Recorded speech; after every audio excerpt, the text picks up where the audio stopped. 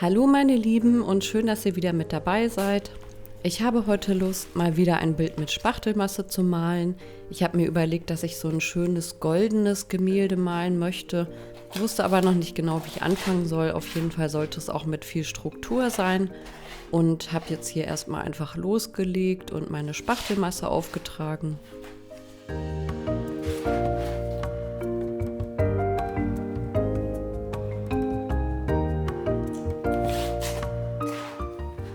Wenn ihr schon länger meine Videos guckt, dann wisst ihr bestimmt, dass ich gerne diese Spachtelmasse hier verwende.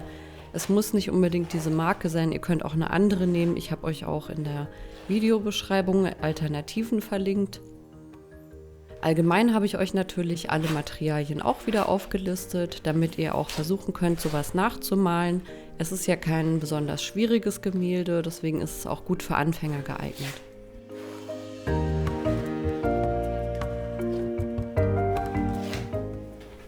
Ich verwende hier übrigens so einen ganz normalen Malerspachtel und damit ziehe ich mir hier so ein bisschen die Linien in das Bild, so wie ich das haben möchte.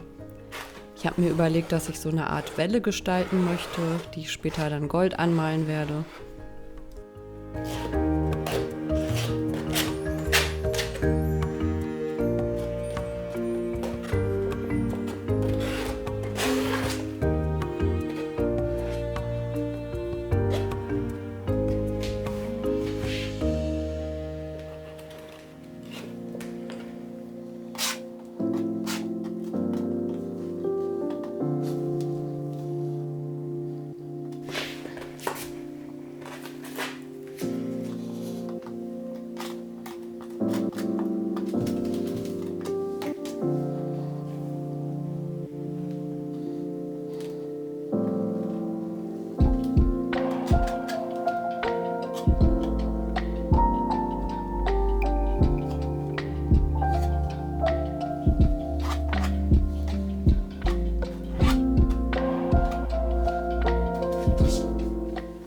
Man kann hier auch schon sehr schön erkennen, dass im unteren linken Bereich mein Fokuspunkt ist. Da ist auch die Spachtelmasse noch ein bisschen dicker aufgetragen und da ist halt diese schöne, schwungvolle Welle. Und da möchte ich halt gerne, dass der Akzent da gesetzt wird, damit das Bild auch ein bisschen Spannung enthält.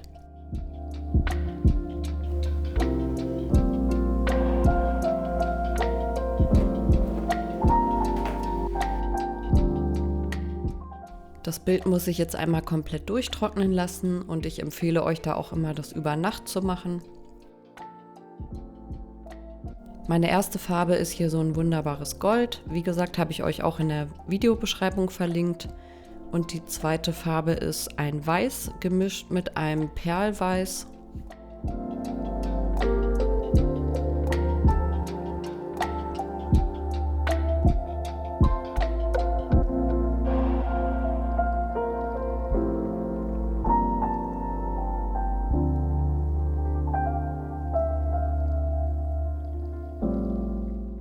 Den goldenen Farbton trage ich jetzt erstmal ganz gleichmäßig auf die Leinwand unten auf, da wo ich mein Gold haben möchte, und versuche auch mit dem Pinsel in diese ganzen kleinen Ecken und Ritzen zu kommen.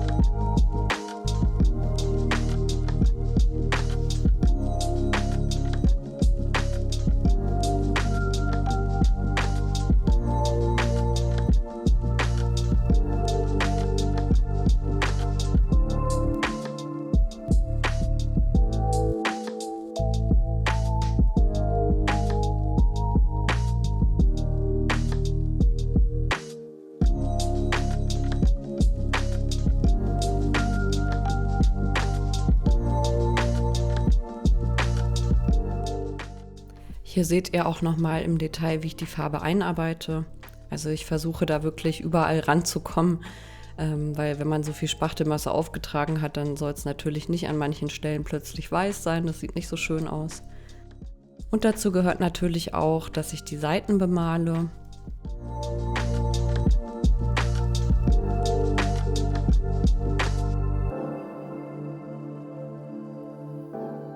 Mit der Spachtelmasse sind ja auch viele schwungvolle Formen entstanden und die möchte ich mit der Malerei danach natürlich beibehalten. Deswegen versuche ich auch so ein bisschen die Linien nachzuformen mit der Farbe.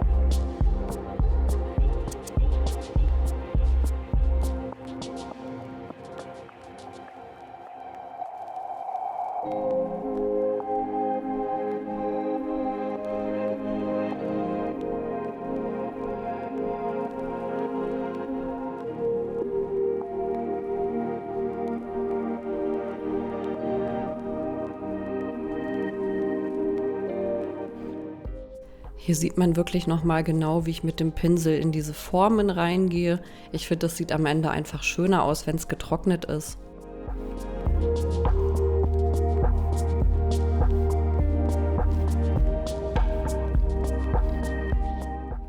Und ich wollte auch nicht nur den Bereich unten anmalen, das wäre mir irgendwie ein bisschen zu langweilig geworden. Deswegen habe ich oben auch nochmal ein bisschen Gold ergänzt.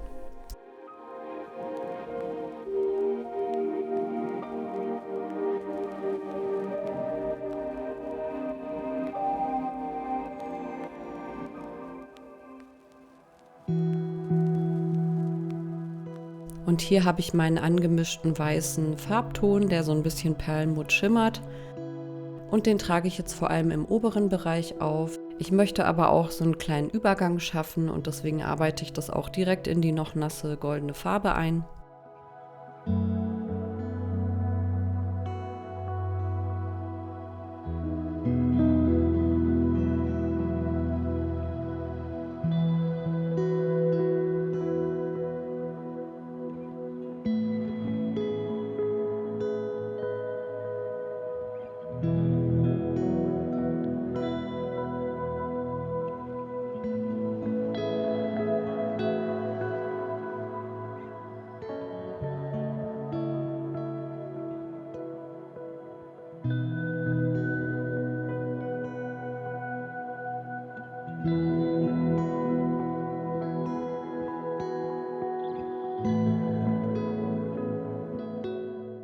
Ich habe mir jetzt hier so einen ganz normalen Küchenschwamm geholt und damit glätte ich so ein bisschen die Farbe und arbeite es auch noch mal mehr ein, damit die Übergänge besonders geschmeidig sind.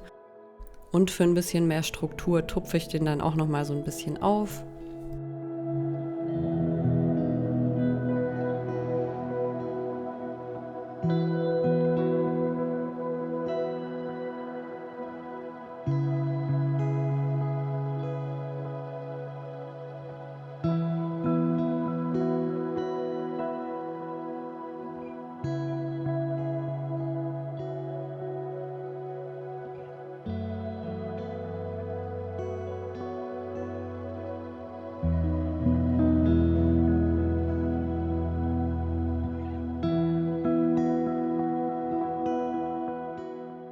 Hier habe ich auch nochmal mein Malmesser genommen, um so ein bisschen die Pinselstriche zu glätten.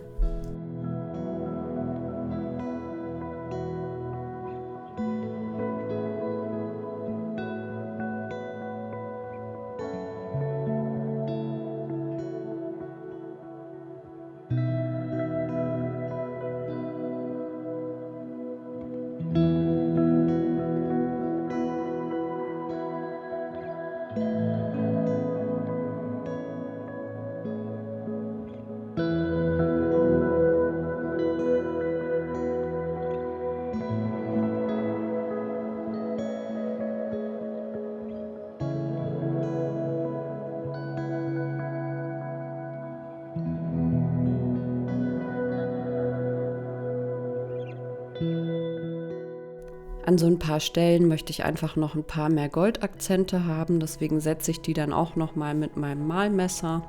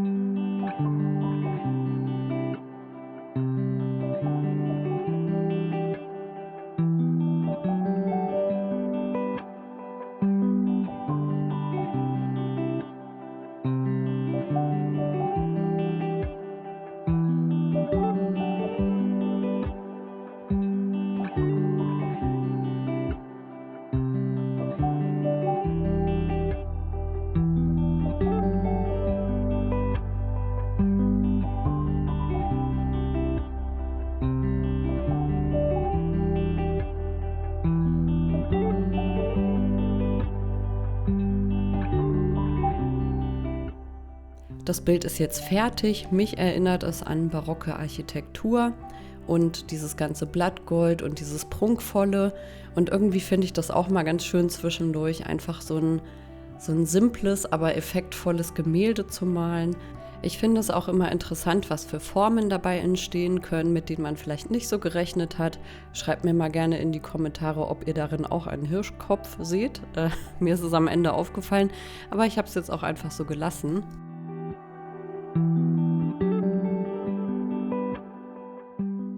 Hat mir auf jeden Fall ganz viel Spaß gemacht und ich hoffe, euch hat das Video auch gefallen. Vielleicht fühlt ihr euch inspiriert. Lasst mir gerne ein Like und ein Abo da und ich sage wieder ciao und bis zum nächsten Mal.